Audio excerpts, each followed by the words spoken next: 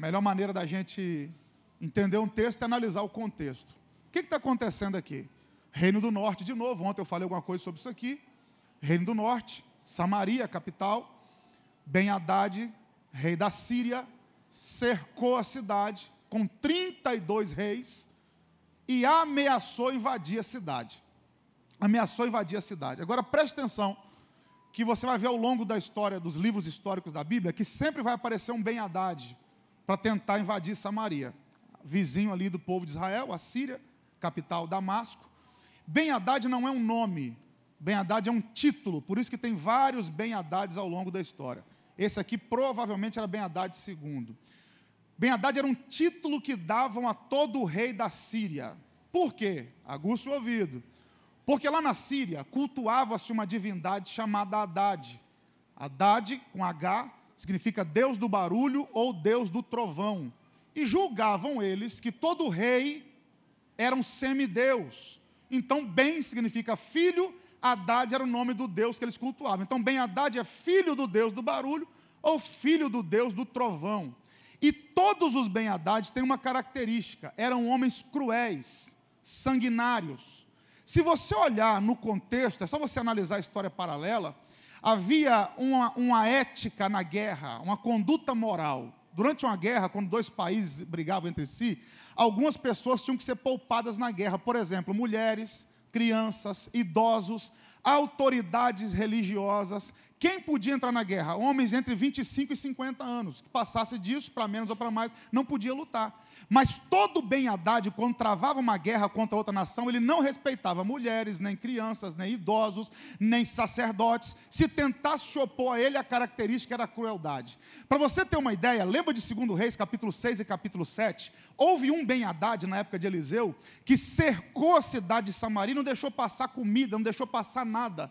O povo em Samaria ficou com tanta fome que as mulheres começaram a matar os próprios filhos e se alimentar da carne. E ele, vendo isso, sabendo que o povo estava cometendo canibalismo de tanta fome, não permitia que comida entrasse. Para vocês verem o nível de crueldade desse rei.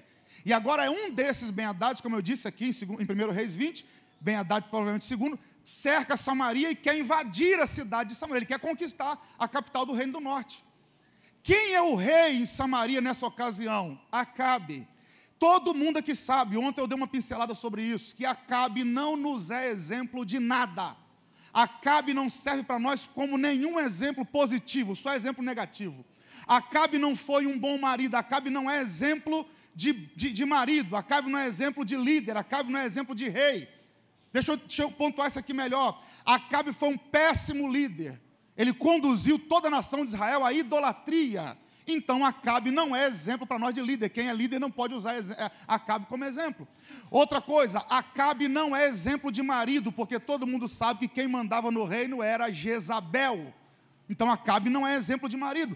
Acabe também não nos é exemplo de pai, porque os filhos de Acabe, que assumiram o trono depois dele, cometeram pecados tão graves quanto o dele, porque o exemplo que Acabe deixou, a herança que Acabe deixou foi negativa. Então, Acabe não é exemplo para nós em nada. Aí você pode estar pensando aqui, pastor, se esse cara não é exemplo de nada para nós, por que usá-lo nesse texto? Porque olha o que está acontecendo aqui nesse texto. É aqui que está a chave para você entender o que eu quero ministrar. É porque mesmo Acabe sendo um homem que não temia a Deus, um péssimo pai, um péssimo líder, um péssimo rei, quando o inimigo ameaçou as famílias de Israel, Deus entrou no negócio. E falou, está vendo essa multidão, Acabe? Vou te livrar desse inimigo para mostrar que eu sou Deus. Espera aí, o cara é ímpio, o cara persegue os profetas, o cara não crê em Deus. O cara é um péssimo pai, um péssimo marido, é um péssimo líder, mas por amor às famílias, Deus vai dar um livramento para ele. Deixa eu começar a afundar o prego aqui. Gente que está aqui me ouvindo essa noite dizendo assim, sou um cara de sorte, sou uma mulher de sorte. Quanta coisa boa acontece comigo, mesmo você não tendo compromisso com Deus. Aí Deus te trouxe aqui para dizer, não é porque você tem sorte, não é porque eu amo a sua família. E por amor à sua família eu tenho te abençoado e te dado o livramento. É isso aqui que você tem que entender, que tem bênção que a gente recebe porque Deus ama as famílias. Então talvez você tenha lá um filho que é crente, uma esposa que é crente, um marido que é crente, um pai, uma mãe, e você está vivendo uma vida distanciada de Deus e achando que está tudo bem. Não, você só está tendo algum nível de sucesso porque Deus tem um projeto na sua família e por causa da sua família. É o que está acontecendo aqui no texto. É o que vai acontecer. Agora, como que a gente pode usar Acabe? Repetindo, como exemplo negativo. Tem uma frase que eu não sei de quem é, mas eu vou repeti-la. Não sei quem é o autor, que diz que gente inteligente aprende com seus erros e sábio aprende com o erro dos outros. Na verdade, eu queria até reformular essa frase. Na verdade, não é um pensamento meu, é um pensamento do Dr. Cortella, que eu também não concordo com tudo que ele fala, principalmente as posições políticas, mas eu tenho que dar o braço a torcer, que um cara, ele é muito inteligente. Ninguém aprende com seus erros. Porque se eu aprendesse com os meus erros, qual era a lógica? Quanto mais eu errasse, mais eu iria aprender. Não, eu aprendo corrigindo os meus erros. Eu aprendo quando eu corrijo os meus erros. Então a gente vai usar esse texto aqui para ver algumas coisas que aconteceram e extrair algumas lições e quem sabe corrigir algumas rotas da nossa vida e ver alguma coisa, alguma área que a gente pode estar errando para poder melhorar o nosso relacionamento dentro de casa, o nosso relacionamento conjugal, o relacionamento com os filhos, alguma coisa assim. Agora repare aqui, por favor, que quando Ben-Hadad, o rei da Síria, mandou o recado para Acabe, olha o que ele pede, preste atenção, ele faz uma proposta, sem querer ser chato, sem querer ser pedante, ajude-me, por favor. O rei da Síria fez um pouco barulho para muita gente, o rei da Síria fez uma proposta. Olha a proposta, ele diz assim, se você me der a sua prata e o seu ouro, dizendo para Acabe, se você me der as suas mulheres, se você me der os seus filhos, eu não destruo a cidade. Acabe, quando ouve isso, vocês leram o texto comigo, eu não vou reler para a gente ganhar tempo. Ele até decide negociar. Ele diz assim, fala para o rei da Síria, que até eu sou dele, se ele quiser. Dá até para desconfiar da masculinidade de Acabe. Até eu sou dele, se ele quiser. Aí Ben-Hadad mandou a resposta, já que ele está disposto a negociar, fala que eu não quero mais só as mulheres, os filhos e o ouro. Fala que amanhã, em 24 horas, amanhã a essas horas, meus servos vão entrar na cidade, vão entrar casa por casa. E tudo que tiver valor, eu roubo. Vou levar embora, vou saquear, vou roubar. Vou saquear os valores da casa. Preste atenção que tudo começou com a proposta que Acabe decidiu negociar. Eu aprendi muito cedo, eu tive um mentor, eu estava até conversando com o pastor Edmundo hoje no caminho. Eu tive mentores, 3 pastores passaram pela minha vida. Um pela minha infância, um na minha juventude, que dá para ver de longe, que não faz tanto tempo assim. E há 10 anos eu sou ovelha do pastor Silas Lima Malafaia. E são 3 homens que marcaram a minha vida. E o pastor Adilson, foi na minha adolescência, que me ensinou, ele disse o seguinte para mim certa feita, meu filho, entenda uma coisa, Deus é educado, Jesus é a própria gentileza, ele só entra se a porta estiver aberta. Então a verdade é que ele bate na porta. Se alguém ouvir e abrir, ele entra. Se não abrir, pode até ouvir e não abrir, ele não vai entrar, porque ele é a própria educação. Jesus é um gentleman. O diabo não precisa nem que você abra a porta, ele usa brechas. Então, se você decidir negociar um mínimo valor dentro da sua casa, você pode colocar toda a casa em perigo. Vou repetir, porque isso aqui é um alerta. Se você negociar um dos menores princípios familiares, você pode colocar toda a sua casa em crise e em risco. Porque existem princípios que são assim, se você quebrar ele, ele te quebra. Agora vamos analisar aqui as propostas que Ben-Hadad faz, que é sobre isso, na verdade, que eu quero falar. Ben-Hadad faz 4 propostas, não sei se vai dar tempo de falar de todas, mas Ben-Hadad faz 4 propostas a Acabe, e Acabe decide negociar. Primeira proposta que ele faz, me dá a tua prata e o teu ouro, eu já vou voltar falando de um por um.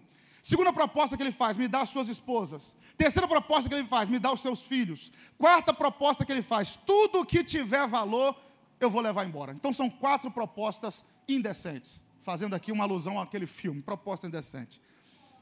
Primeira proposta, vamos começar a analisar as propostas. Isso aqui, pastor Daniel, me deixou muito pensativo. Olha por onde começa a proposta. Repare, irmão, que Ben-Hadad aqui é tipologia de Satanás. É inimigo de nossas almas, é quem quer destruir as famílias, é o diabo. Isso aqui é a interpretação básica do texto. Ben-Hadad aqui representa o inimigo. Primeiro lugar que ele quer saquear, olha o que ele diz, me dá a tua prata e o teu ouro. Isso aqui é para a gente pensar.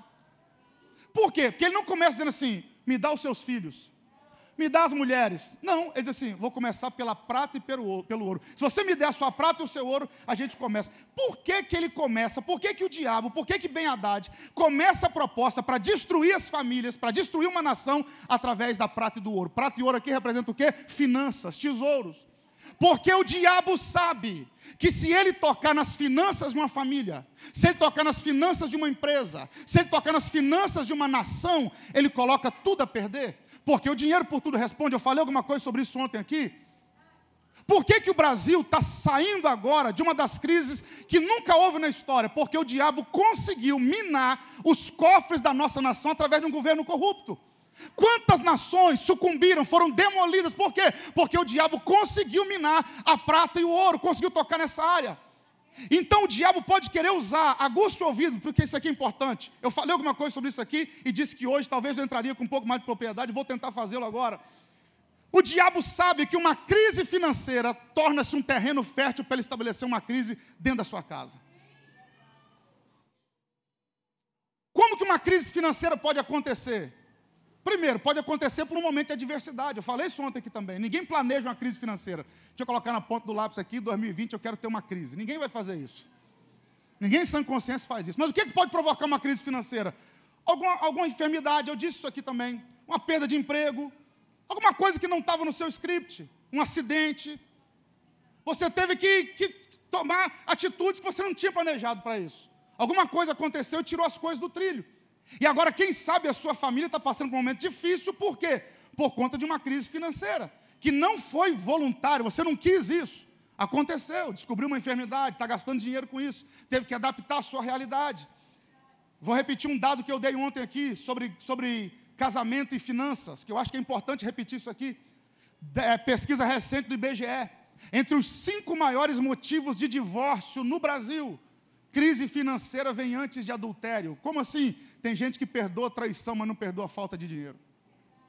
E o diabo, sabendo disso, ele pode usar um momento de crise financeira que você está atravessando para poder minar a sua família. Ele pode tentar usar esse momento de crise financeira que você está enfrentando para minar a sua casa. Só que graças a Deus que nós servimos um Deus, que Ageu capítulo 2, verso 8, o texto diz, minha a prata, meu é o ouro, diz o Senhor dos Exércitos. Eu preciso declarar uma palavra profética aqui, porque a noite é profética. Essa crise financeira vai passar. E o diabo não vai usar esse momento para minar a tua casa e nem para tocar no seu casamento. Recebe essa palavra porque ela é profética, em nome de Jesus Cristo. Agora ainda, fazendo eco, fazendo delay do que eu disse ontem aqui, algumas crises financeiras acontecem por problemas que a gente não planejou, por coisas que aconteceram, na verdade, que a gente não planejou. Mas infelizmente, eu vou dizer isso aqui com um pouquinho de propriedade, porque são 13 anos de estrada, prego em conferência de família, prego em encontro de casais já há alguns anos, e é muito comum o que eu vou dizer aqui agora. 90% das crises financeiras que as pessoas passam não tem a ver com problemas que aconteceu sem que eles planejassem. 90% das crises financeiras acontecem por falta de planejamento financeiro. Famílias que estão sofrendo porque o pai, porque a mãe, porque quem era para administrar a finança não sabe administrar o que Deus está dando e agora a família está sofrendo por isso. O que pode causar uma crise financeira? Alguma coisa que você não planejou, mas também a falta de planejamento pode causar uma crise financeira na sua casa e abalar as estruturas da sua família. Agora eu vou te dar aqui rapidinho 3 regras sobre administração financeira, 3 regras básicas.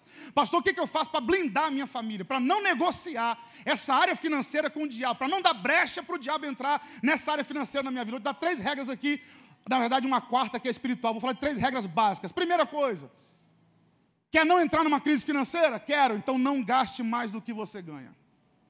O problema da nossa geração é que nós aprendemos primeiro a gastar e depois a ganhar. A criança faz 12 anos de idade, 13 anos de idade, o pai dá um cartão de crédito para ela e a senha. E ela aprende a gastar, mas não aprende a ganhar. Na nossa época, eu primeiro aprendi a ganhar para depois aprender a gastar. Qual a consequência disso? Tem gente gastando mais do que ganha, vivendo fora da realidade. Se eu ganho 1.000, se eu ganho 2.000, eu não posso viver como se ganhasse 5. Repetindo uma frase que eu disse ontem, qual o problema dessa geração? E eu estou incluída nela, por favor, não estou me isentando dela não. É que a gente usa um dinheiro que não tem para comprar o que não precisa impressionar quem não conhece. Isso é uma verdade. Primeira regra, quer não viver uma crise financeira? Não gaste mais do que você ganha. Segunda, poupe para o futuro. Vivemos como se não houvesse nada no amanhã. Poupe para o futuro. Eu falei aqui também, a Gabi sabe, o pastor também ficou sabendo, no final do ano passado eu sofri um problema sério de saúde. Me deu uma fenda na prega vocal. Fiquei 60 dias sem falar praticamente. Tive que cancelar quase 50 agendas que eu tinha. E eu vivo hoje de ofertas que as igrejas me dão. Não estipulo valores e vivo de ofertas que a igreja me dá. E pensa bem, agora 60 dias sem falar e eu vivo da minha voz. Se eu não tivesse uma reserva, como é que eu ia pagar a escola dos meus filhos? Como é que eu ia pagar as minhas contas? Como é que eu ia fazer compra para dentro de casa? Mas eu aprendi muito cedo que eu tenho que não posso gastar mais do que eu ganho, eu também preciso poupar para o futuro. Quantos filhos, quantas mulheres, depois que o marido morre, entram em dificuldade, por quê? Porque ele não pensou no futuro. Então não gaste além daquilo que você ganha e aprenda a poupar para o futuro. Uma terceira regra, eu já disse ela aqui na frase, e ela é muito importante: não compre aquilo que você não precisa. Antes de comprar, pense se realmente vale a pena você comprar, se é necessário você comprar, que é um exemplo de gente que entra em problema porque comprou o que não precisava. Seu carro estava com 30 mil quilômetros rodados, seminovo. Mas aí você passou na agência. E o vendedor fez o papel dele direitinho. Te ganhou na ideia. E um carro que ainda dava para você andar mais 2 anos brincando, agora você assumiu uma prestação que é 2 vezes maior do que o valor daquela outra que você deixou para trás. Aí depois vem pedir oração na igreja dizendo que o devorador entrou. Não. Foi você que não planejou. Foi você que não planejou. Então não compre aquilo que você não precisa. 3 regras para a prosperidade. Eu acho isso aqui interessante. Primeiro, trabalho. Segundo, boa administração. Terceiro, fidelidade a Deus. Pastor, como é que eu faço para ser próspero? Essas 3 coisas aqui, ó. Você tem que gostar de trabalhar, você tem que ter uma boa administração e você tem que ser fiel a Deus. Não adianta eu ser fiel a Deus e não gostar de trabalhar. Não adianta eu saber administrar, ter um bom trabalho, ter uma boa renda e não ser fiel a Deus. É uma tríade.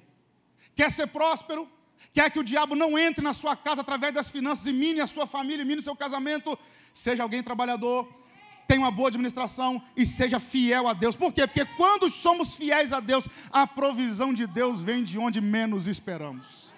Eu preguei ontem aqui sobre a viúva de 2 Reis 4, que o profeta orou e o profeta liberou a palavra, e o azeite multiplicou na casa dela, mesmo com a porta fechada. Tem outro texto extraordinário, que é 1 Reis 17, a partir do verso 8, quando Elias profetiza, e a viúva de Sarepta, durante 3 anos e meio de seca, não faltou farinha na panela e nem azeite na botija, porque obedeceu à voz profética do homem de Deus. Eu estou com uma palavra aqui para liberar sobre a sua vida. Eu quero declarar em nome de Jesus: o diabo não vai minar a sua família, nem o seu casamento, através das suas finanças. Por quê? Porque a fidelidade vai atrair o favor de Deus para a tua casa.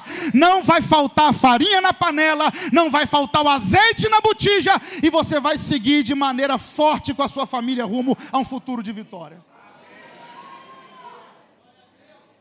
Agora eu acho importante, porque já que é uma palavra instrutiva, uma palavra de instrução, eu acho importante falar isso aqui, que eu vou falar também. Temos que olhar o outro lado da moeda. Por quê? Porque o diabo tanto pode usar uma crise financeira para destruir uma família, como ele também pode usar a abundância financeira para destruir uma família. Por quê? Porque eu já vi tanto família em crise por falta de dinheiro, como já vi família em crise por ter muito dinheiro. Por que isso acontece?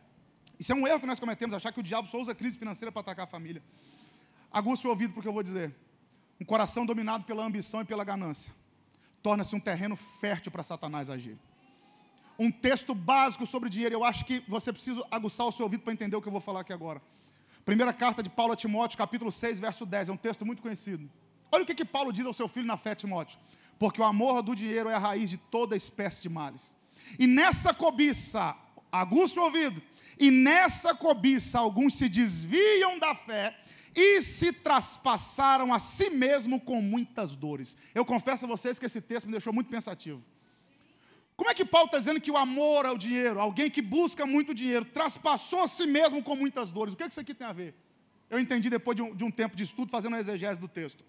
A palavra que Paulo usa para traspassar a si mesmo com muitas dores, no grego é odune, ou odune, como você queira. Olha o sentido dessa palavra. Essa expressão grega, é uma expressão grega, ela faz alusão ao quê? A uma armadilha, a um poço, onde a vítima cai sobre muitas lanças afiadas que são colocadas dentro desse poço. Os romanos gostavam de caçar assim, faziam um poço e colocavam lanças afiadas nesse poço. Quando o animal caía, morria transpassado. Paulo está dizendo o seguinte: meu filho Timóteo, o amor ao dinheiro é como alguém cair numa armadilha e morrer nela. O amor ao dinheiro pode ser uma armadilha para a sua vida. O amor ao dinheiro é uma armadilha. E na busca desenfreada pelo dinheiro, tem gente perdendo família, perdendo casamento, perdendo filhos. Escute o que eu vou lhe dizer, o dinheiro é um excelente servo, mas é um terrível patrão. Você decide a posição que ele vai ocupar na sua vida. Qual é o segredo? Tem uma frase, eu acho muito interessante, Gabi, uma frase, é de um jornalista carioca, que já morreu, não me lembro o nome dele agora, mas é uma frase muito interessante. Qual o segredo? O segredo é ter sem que o ter te tenha. Vou repetir, qual o segredo? O segredo é você ter sem que o ter te tenha. Não tem problema nenhum você ter dinheiro, o problema é quando o dinheiro te tem. Opa! Existe uma frase do reverendo Billy Graham, o problema não é o homem ter o dinheiro, é o dinheiro ter o homem. Para você entender o que eu estou falando aqui, vou te trazer a memória. Quem é um pouco mais da antiga aqui, que não é o meu caso, vai entender o que eu vou falar. Uma propaganda de um cartão de crédito que passava antigamente, não sei se ainda passa, que eu tenho assistido muito pouco televisão. Mostrava a cena de um pai brincando com o filho, dizia assim, chuteira, tantos reais. Camisa do time, tantos reais. Bola, tantos reais. Jogar bola com o filho. Não tem preço. Por quê? Escute o que eu vou lhe dizer. Porque o dinheiro pode até comprar um excelente travesseiro e o melhor colchão, mas não vai comprar sono. Dinheiro pode comprar casa, mas não vai comprar um lar. Dinheiro pode pagar por prazer na vida sexual, mas nunca vai comprar amor. Dinheiro pode comprar remédio, mas não compra cura. Então não permita que o diabo use o dinheiro para minar a sua família e o seu casamento. Vou repetir a palavra que eu disse aqui, eu quero muito que você receba isso. Você serve a um Deus que em Ageu 2:8 disse, minha prata, meu é o ouro. Eu preciso liberar essa palavra sobre as famílias aqui. Quem vai prover para você é Deus, quem vai abrir a porta é Deus, quem vai mandar a provisão para você é Deus. Não permita que o dinheiro roube a paz na sua casa. Não permita que a busca desenfreada pelo dinheiro te faça perder esses momentos em família. Irmãos, eu digo isso aqui debaixo do sangue do Cordeiro, atrás da cruz de Cristo. Se eu quisesse, eu viajava todos os dias, eu atendo 350 agendas por ano. Eu vou fazer uma maratona agora. Estou aqui com vocês, amanhã vou para o interior do Espírito Santo, desço, vou para Vitória, pego um carro, vou para Colatina. Eu poderia muito bem de lá emendar para a agenda que eu tenho em Anápolis, Goiás, na quarta-feira, seria mais cômodo para mim.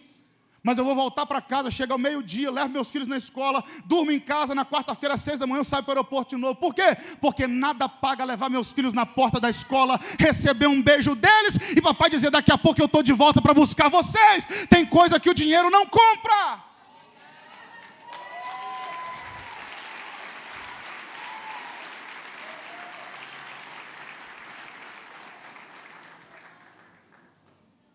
Primeira proposta de Ben-Hadad, primeira proposta do diabo. Me dá a tua prata e me dá o teu ouro. Não negocie essa área. Não negocie. Não troque dinheiro. Não troque, na verdade, a presença dos seus filhos, a presença da sua esposa, por dinheiro. Não troque. Segunda proposta de Ben-Hadad. As suas esposas são minhas. Primeiro ele disse, me dá a sua prata e me dá o seu ouro. Segunda proposta, as suas esposas são minhas. Como é que a gente pode aplicar esse texto aqui? Olha onde o diabo está atacando agora, pastor. Ele começa dizendo o seguinte, me dá as finanças. Aí depois ele diz, agora vou tocar no casamento. Vou tocar no cônjuge. Me dá as esposas. A gente pode inverter isso aqui para aplicar o texto do mesmo jeito. Me dá o marido.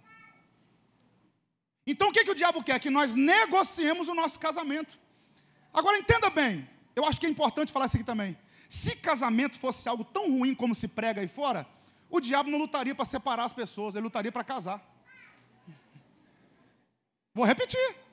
Se casamento fosse algo tão ruim como se propaga aí fora, como o mundo diz, o diabo não ia lutar para separar as pessoas. Ele ia lutar para quê? Para casar. Eu quero que todo mundo case, porque o negócio é ruim, vai casar.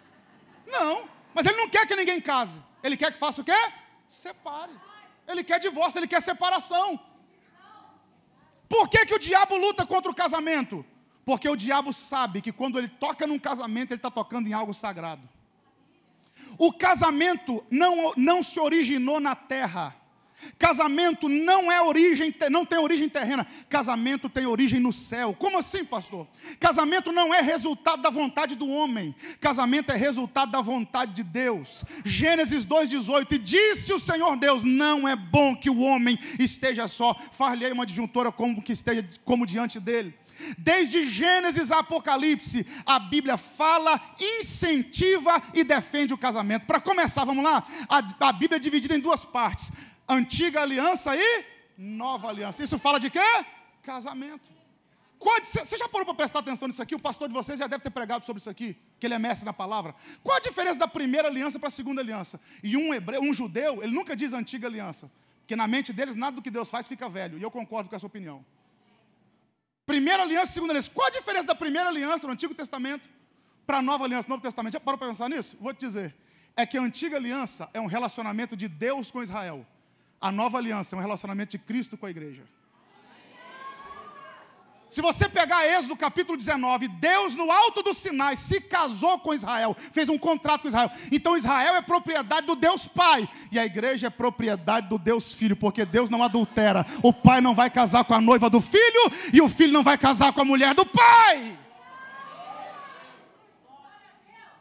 Então a Bíblia é feita de aliança, é feita de casamento. A Bíblia começa falando de casamento, Gênesis 1:27. Deus fez o homem e mulher, macho e fêmea, casamento. A Bíblia termina falando de casamento, Apocalipse 22:17. O Espírito e a esposa dizem: vem. Tem casamento no Gênesis, tem casamento no Apocalipse. O primeiro milagre que Jesus realizou foi numa festa de casamento. Aí, irmãos, eu até anotei isso aqui para não esquecer. Um dia eu estava pregando lá, Gabi, lá na igreja, no templo antigo ainda, culto de família, eu falando sobre casamento, largando o aço. Terminei de pregar, veio um jovem conversar comigo. Um jovem curioso, eu gosto de gente curiosa. Eu não gosto de capcioso.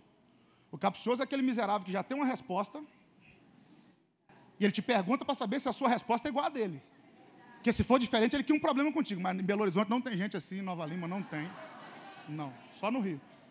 O cara faz para te instigar, isso é capcioso. Eu não gosto de gente capciosa, não. Agora, o curioso é aquele que não sabe e quer aprender. Esse é bom você conversar com ele. Eu terminei de pregar, o cara falou: pastor, eu fiquei curioso agora. Eu falei: por quê? O senhor falou tanto de casamento aí, casar, Deus quer que o homem case. Se casamento é tão bom, por que Jesus não casou? Falei: boa.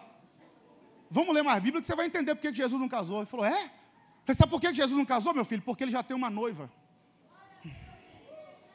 Ele não casou porque ele ainda vai casar, mas ele já é comprometido. Se Jesus se casasse na terra, quem ia ser testemunha? Os discípulos. Ele ia casar com uma judia e a festa do casamento ia durar 7 a 14 dias, que era assim que funcionava. Mas o casamento dele não aconteceu na terra, sabe por quê? Porque 1 Tessalonicenses 4,17 diz que a trombeta vai tocar e a noiva vai se encontrar com ele nos ares.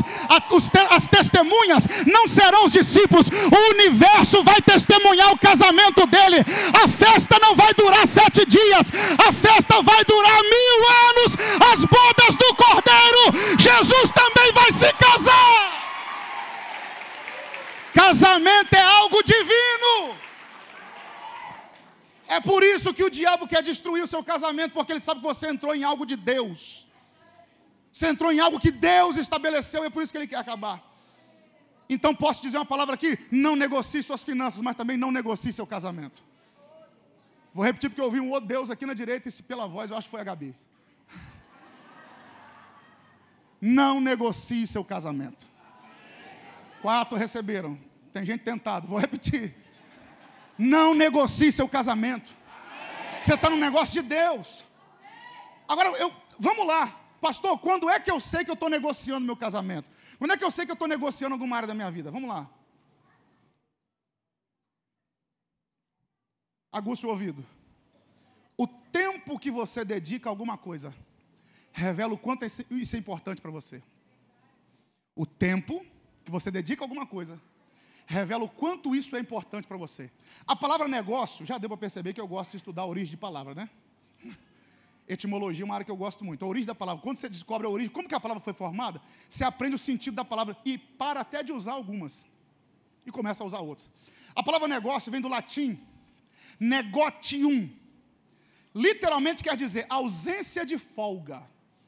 É a combinação do advérbio de negação nec mais otium, que significa falta de ócio, ou ausência de folga. Nec, não. Otium, folga. O que é negócio? É ausência de folga. Ausência de ócio. Como assim? Quando eu dedico tempo a alguma coisa, eu estou negociando. Eu estou interessado naquilo. Eu quero adquirir aquilo. Isso é negócio. Se eu dedico tempo a alguma coisa, isso é importante para mim. Quando é que eu sei que eu estou negociando a minha família? Quando eu paro de dar atenção para ela e dou mais atenção para outra área. Porque tudo aquilo que eu dedico mais tempo é a área que eu sou mais interessado. Aquilo que eu dedico mais tempo é aquilo que eu mais me interesso. Então, negócio nada mais é do que ocupação de tempo. Então, aqui vai um conselho. Invista tempo no seu casamento. Mais um amém da Gabi, obrigado. Invista tempo no seu casamento. Invista tempo na sua família. Irmão, gostinho de bezetacil, vamos lá. Se você dedica mais tempo ao seu carro do que ao seu casamento, tem alguma coisa errada. Se você dedica mais tempo às redes sociais do que ao seu casamento, tem alguma coisa errada. Se você dedica mais tempo aos seus amigos do que à sua esposa, tem alguma coisa errada. Afundando o prego. Se você dedica mais tempo ao seu ministério do que à sua esposa, tem alguma coisa errada. Vou usar agora uma frase, um pensamento do Dr. Monroe, vou citá-lo novamente. Existe muito pastor adulterando. Em que sentido? Passa mais tempo com a noiva do cordeiro do que com a sua própria mulher. Nós não precisamos mais morrer para a igreja, porque Jesus já morreu por ela. Morra pela sua família. Morra pelos seus filhos. Morra pela sua mulher. Não morra pela sua empresa. Não morra pelo seu trabalho. Não negocie seu casamento.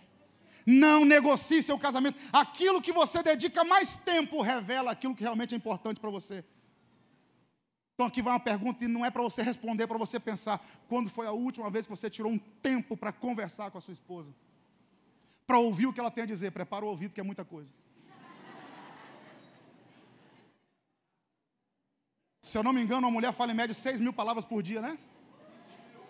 6.000 por dia, sem TPM. TPM para botar 12, 18. Mas ouça, você já parou para ouvir o que seu esposo tem a dizer? Invista tempo. Porque se alguém não tem cuidado dos seus, principalmente da sua família, negou a fé e é pior do que o infiel. 1 Timóteo 5:8. Pergunta que eu faço é para você pensar. Ao que ou a quem você tem dedicado o seu tempo? Não negocie seu casamento. Não negocie sua família. Eu sei que eu estou negociando meu casamento quando eu penso só em mim na relação. Eu gosto muito quando eu estou falando para casais, que aí dá para afundar o prego legal. Entrar em áreas que não dá para entrar num culto como esse. Mas eu sei que eu estou negociando meu casamento quando eu entro na relação só pensando em ganhar. Por quê? Alguém aqui já fez algum negócio para perder? O cara te fez a proposta, ó, se você entrar, você vai perder 20 mil. Opa, vou entrar, quero perder 20 mil. Vamos lá, vamos mais fundo. Se for para ficar no empate, você vai ganhar o mesmo que você investiu, você entra? Não. A gente entra para... Casamento você não entra para ganhar, casamento você entra para perder.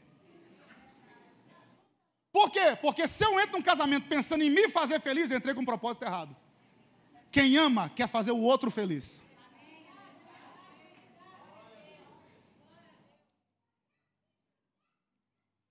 O verdadeiro amor não permite entrar no casamento só pensando em ser feliz, mas sim fazer o outro feliz. A felicidade de quem ama é ver quem ama feliz. 1 Coríntios capítulo 13 é o capítulo do amor. O verso 5 é interessante demais, porque Paulo diz que o verdadeiro amor não busca seus próprios interesses. E o verso 7 é fenomenal. 1 Coríntios 13, 7. Paulo diz que o amor tudo sofre, tudo crê, tudo espera e tudo suporta. Me ajuda, irmão. O amor tudo suporta. Pesquisa a origem da palavra suportar. Essa eu vou deixar para você pesquisar. Mas suportar significa estar por baixo, aguentar o peso. Se você entrou no casamento esperando que alguém carregue o seu fardo, você entrou com um propósito errado. Casamento é quando você entra para ajudar o seu cônjuge a carregar o fardo. É você se colocar por baixo. Tem dia que a razão está contigo, mas você prefere a paz, então você dá o braço a torcer. Conselho que eu te dou: não negocie seu casamento. Terceira proposta do diabo. Primeira, me dá sua prata e seu ouro. Segundo, me dá seu casamento. Terceira, seus filhos serão meus. Já tem muito tempo que o diabo luta incessantemente contra as nossas crianças, contra os nossos filhos. Nesse tempo que nós estamos vivendo agora, o diabo intensificou o ataque. Todo o poder bélico que existe no inferno parece que está voltado para as nossas crianças. Por que o diabo investe tanto contra as nossas crianças, contra os nossos filhos? Eu também acho que é importante falar isso aqui. Porque ele sabe que essa geração agora, ele não pode parar mais.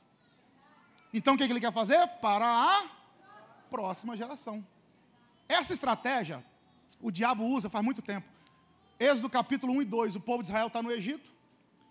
Um novo faraó assume o trono, já tem 400 anos que o povo está no Egito. Um novo faraó assumiu o trono, levantaram um censo e faraó descobriu que os hebreus eram mais fortes que os egípcios. Alguém falou assim, faraó, se esse povo se voltar contra nós numa guerra, a gente perde fácil. Porque eles são 600 mil homens, fora mulheres e crianças. 2 milhões e meio de pessoas aproximadamente. O faraó falou, só tem um jeito de parar. Esses 2 milhões e meio não dá para matar mais, que é muita gente. Então vamos começar a matar as crianças. Mata os meninos e deixa as meninas vivas. É quando Sifrá e Puá, as 2 parteiras, vão entrar em ação para salvar as crianças. Mas por que o faraó, que é também a tipologia do diabo, manda matar os meninos e não as meninas?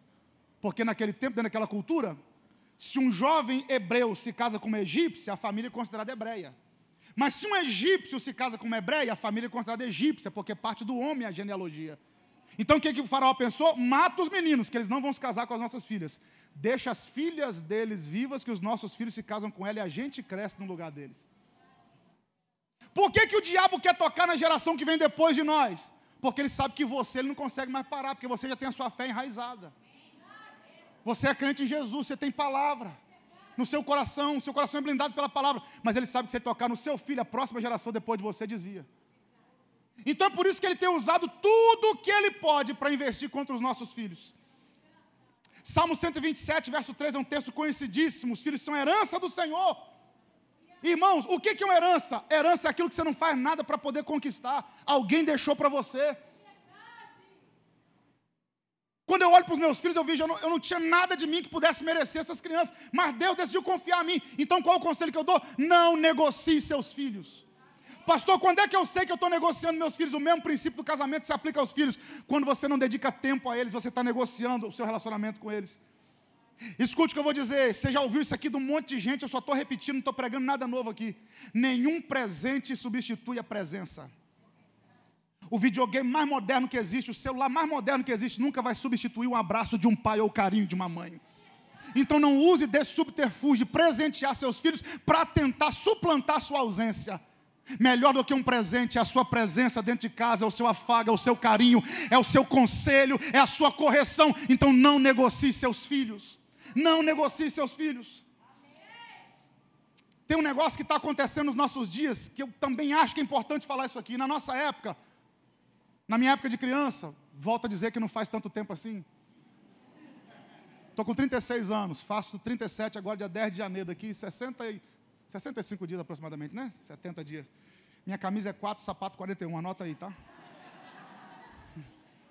Na nossa época, na escola, o bullying era descarado. E a gente não levava, era uma geração mais forte, né? Hoje em dia é mais sensível. Não.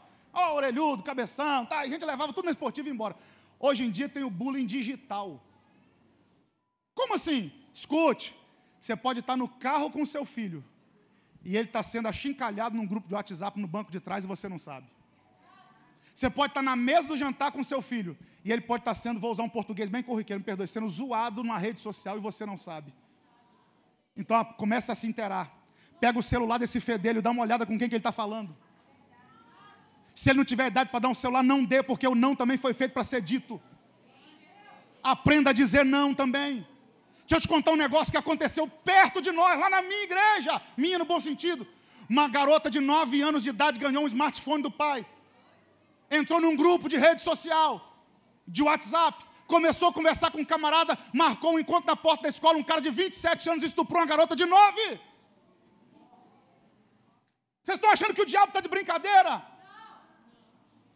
Não negocie seus filhos. Deixa eu te dar uma informação aqui. Organização Mundial da Saúde, a OMS. Última pesquisa que eles fizeram. Maior causa de mortes no planeta entre jovens de 15 e 29 anos é o suicídio. Maior causa de mortes entre jovens de 15 a 29 anos é o suicídio. Só perde para a violência urbana. Segundo a revista Veja, edição de 27 de abril de 2018. Nos últimos 5 anos, no Brasil, o índice de suicídio entre jovens de 12 a 25 anos aumentou 40%. E na maioria dos casos tem a ver com rede social. Há uns 2 anos atrás, até um tempo atrás, eu carregava essa carta comigo e colocava ela até no data show para os irmãos verem, mas eu achei que não estava sendo tão útil quanto deveria ser, mas eu vou citar aqui. Uma jovem filha de um empresário no Mato Grosso tirou a própria vida e deixou uma carta. E na carta ela dizia: eu não acredito que meu pai nunca viu que eu só ia almoçar e jantar com blusa de manga longa, porque eu estava cortando os meus pulsos e eles não perceberam. Percebeu algum comportamento do seu filho? Escute o que eu vou dizer. Tristeza contínua, isolamento, irritabilidade são sinais que precisam de atenção. Dedique tempo a seus filhos. Dedique tempo a seus filhos. Não negocie os seus filhos. Irmão, quando é que eu sei que eu estou negociando meus filhos? Quando eu não dedico tempo a ele. Outra coisa importante, isso aqui vale a pena falar também. Quando é que eu sei que eu estou negociando meus filhos? Quando eu não os corrijo. Quando eu não corrijo meus filhos, eu estou negociando o futuro deles. Olha o que a Bíblia diz. Provérbios 29:15. A vara e a repreensão dão sabedoria, mas o filho entregue a si mesmo envergonha a sua mãe. A correção é necessária. Tem uma frase do Dr. Cortella também, um livro sobre família que ele escreveu muito interessante. Não existe filho mal educado, existem pais que são mal educadores. Deixa eu contar para vocês aqui. Estava pregando no sul do país. Cheguei na casa do pastor, o pastor me levou para almoçar na casa dele. Cheguei lá, uma casa muito confortável, muito grande. E eu gosto de almoçar na casa dos outros, já fica a dica. Estou brincando, tá, irmão? Cheguei lá, que eu entrei na casa, Gabi. O cara tinha um cachorro, daqueles que parece uma vassoura. Como é que chama? Yorkshire? É isso mesmo? Rapaz, pensa num cachorro adestrado. O cara dizia assim: fulano, sai, o cachorro, saía. Fulano, entra, o cachorro, entrava. Senta, o cachorro, sentava. Eu falei: rapaz, o que é isso? Deita, o cachorro, deitava. Parecia aquele cara do programa de televisão lá, que adestra cachorro, o César não sei o que lá. Eu falei: rapaz, o cara é fera mesmo. Top. Sentei no sofá para bater um papo com o pastor. Vem o filhinho dele de 5 anos. No meio de nós dois no sofá. E o pai: filho, eu quero conversar com o pastor. Tá gostoso aqui, pai? Tá legal. Meu filho, eu preciso conversar com o pastor. Não, pai, mas eu quero ficar aqui pulando. Você via que era proposital para chamar a atenção do pai. Eu olhei e falei: se ele tivesse ensinado para o moleque o que ensinou para o cachorro...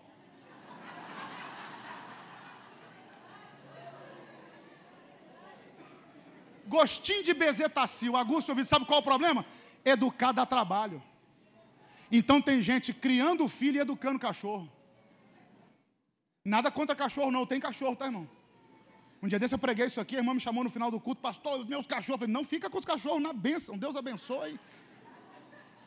Não é nada contra cachorro não, irmão. Mas você já viu como é que o negócio está invertido hoje? Tem coleira para criança e carrinho de bebê para cachorro. Você vai no shopping, a mãe com a criança na coleira, o menino correndo, segura. Aí esses dias eu estou no shopping lá no Rio de Janeiro, no Barra Shopping, um carrinho de bebê. Falei: criança, eu amo criança. Ô, bebê, cachorro. Falei: tá tudo invertido, menino na coleira e cachorro no carrinho.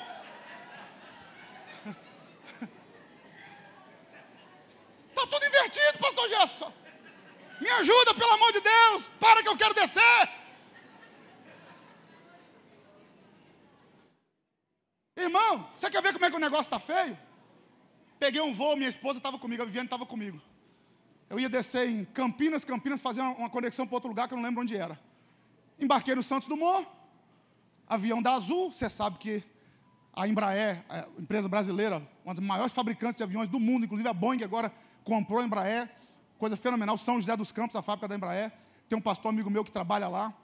Os aviões são menores, então quanto menor o avião, mais pressão. Entramos, beleza, entramos no avião, beleza, sentou. Aí veio uma mulher com uma criança, recém-nascida. Ó, irmão, eu sou pai de 3. Eu sei como é que funciona a brincadeira. O biológico da criança não está preparado para uma pressão dessa. 10 mil metros de altura. O tipo não sofre. Eu já saí surdo de voo. Imagina uma criança. Quando entrou, eu falei: prepara o ouvido que vai dar certinho. Foi dito e feito. E nada, criança é assim mesmo. Criança chora no culto, chora em qualquer lugar. Quando decolou, irmão, a criança abriu o choro. Uá! Normal. Eu sou pai, eu sei que já passei por isso, sei como é que funciona. Aí eu estou ouvindo burburinho no voo. Essa criança, chama a aeromoça vem, não vou te ajudar a pegar a criança. Incomodou todo mundo, o povo reclamando da criança chorando. Falei: uau, povo ficou incomodado. Não deve ter filho. O avião desceu. Trocamos de aeronave. Aí entra uma mulher com um cachorro. Numa casinha. Quando eu olhei o cachorro, eu falei, vai dar igualzinho o negócio da criança. Mesma coisa, quer ver? Dito e feito. Quando decolou, irmão, o cachorro endemoniou. Eu sei que é demônio porque ele mudava o latido, ficava grosso, ficava fino. Tô brincando, irmão. Satanás entrou no cachorro, irmão. Pensa. Eu falei, peraí, se brigaram por causa da criança, vão quebrar o pau aqui por causa desse cachorro. Aí vem todo mundo, tadinho do bichinho. Como é que você voa com uma criaturinha dessa? O meu, eu não viajo assim, não. Falei, gente, tá tudo invertido. Reclamaram da criança e estão adulando o cachorro. Por que não querem educar? Porque educar dá trabalho. Para educar, você tem que repetir a mesma coisa todo dia. Escute o que eu vou dizer. Você que é pai, você que é mãe. Educar não é a mesma coisa que criar. Para criar, eu dou casa, comida e roupa. Estou criando. Educar não, é ensinar valores, ensinar princípios, é corrigir.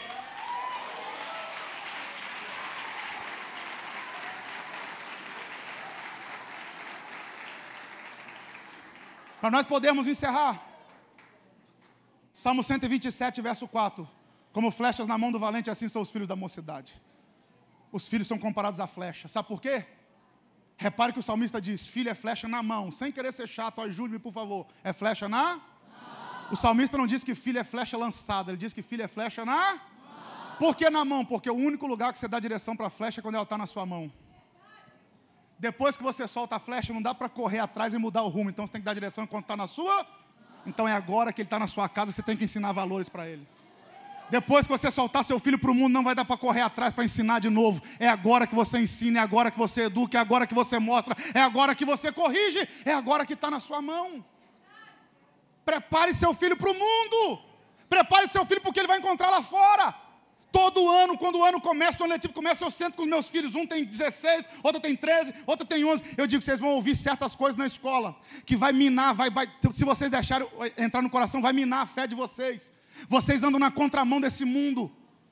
Eu aviso eles, até Jesus passou por isso. Por quê? Lembra do batismo de Jesus? Jesus vai para o batismo. Quando João Batista deita Jesus na água que ele levanta, a trindade se reúne. O Deus Filho está nas águas do Jordão, o Deus Espírito Santo vem em forma corpórea de pomba, e o Deus Pai brada do céu e diz, esse é o meu Filho amado em quem eu tenho prazer. Aí Jesus sai do Jordão e vai para onde? Para o deserto ser tentado pelo diabo. Primeira coisa que o diabo diz, se você é filho de Deus, transforma pedra em pão. Se você é filho de Deus, lança daqui para baixo. Se você é filho de Deus, o que o diabo tenta minar em Jesus? A filiação dele. Só que o pai já tinha preparado, meu filho, você é meu filho amado. Então quando o diabo vier te tentar, você já ouviu da minha boca, você é meu filho amado. Um filho que é amado em casa não flerta com o amor do mundo. Prepare seus filhos para o futuro. Quarta proposta do diabo, vou roubar tudo que tiver valor. Eu vou pular esse texto aqui porque acho que não precisa nem de explicação. Tudo que tiver valor, desde a maior a menor coisa, ele rouba.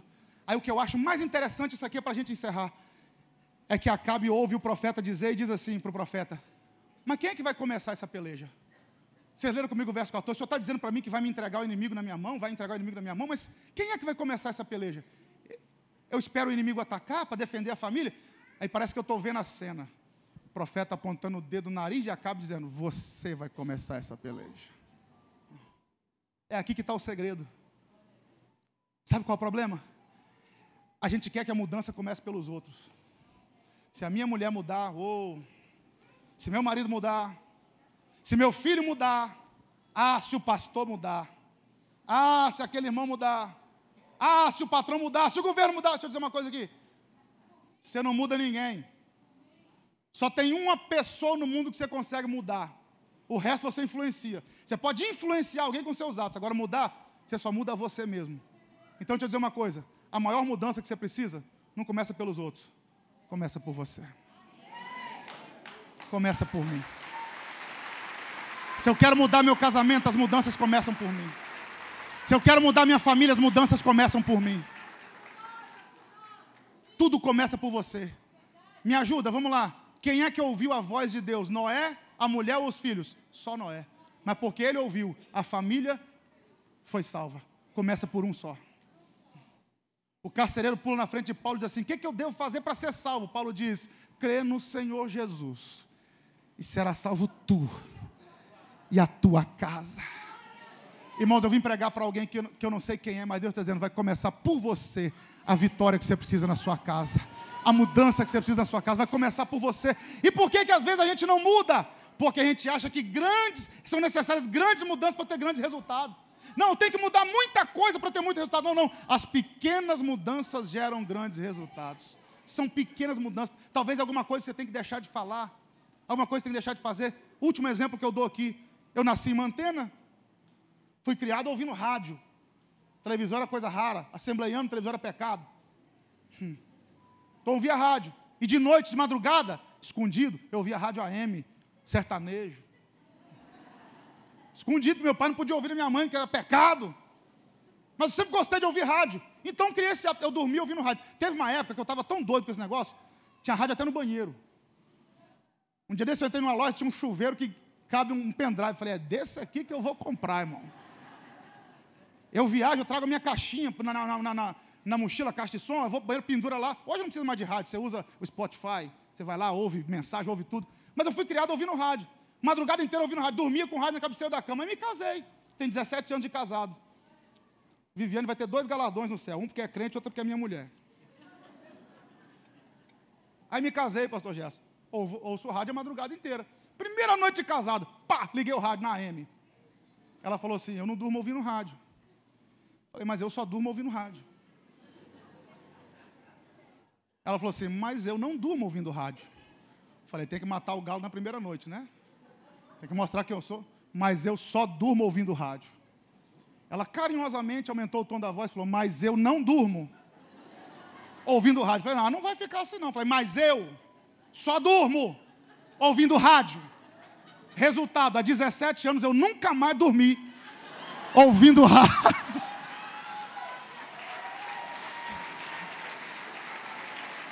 Só tem um detalhe, pastor. 5 anos de casado, já era pai de 3 filhos. O que eu ganhei daquela madrugada em diante é melhor do que a voz de qualquer locutor AM, é melhor do que a voz de qualquer locutor FM. Onde eu quero chegar? Pequenas mudanças geram grandes resultados. Rapaz, talvez uma coisa simples você tem que mudar. Viviane passava para mim, pastor, o senhor já deve ter passado por isso. Vai lá, meu filho, compra isso, isso, isso e isso. Eu dizia, deixa comigo. Voltava só com isso. Faltava o isso, isso, isso e isso. Ela dizia, mas o mais importante você não comprou, esqueci. Aí pronto. O que é que eu faço hoje? Simples demais. Anoto.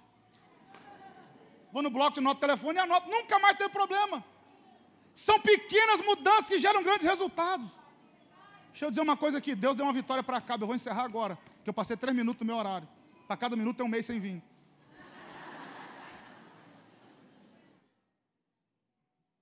A gente pensa que são grandes mudanças para gerar grandes resultados. O final dessa história aqui, Deus dá vitória a Acabe. Deus derrota, Deus usa 7.232 homens para colocar mais de 150 mil soldados da Síria para correr. Por quê? Porque começa por mim. Começa por você. Eu sei que tem gente aqui passando embates na família, no casamento. Talvez teve gente que veio para essa conferência da família dizendo o seguinte, vai ser o último cartucho que eu vou queimar. Estou desistindo desse negócio, dá para mim não. Aí Deus trouxe aqui para dizer, não negocie sua família. Não negocie seu casamento, não negocie seus filhos, não negocie sua finança. Não negocie nenhum valor que você tem dentro de casa. Não negocie. Deus tem uma vitória para você, mas a mudança começa por você.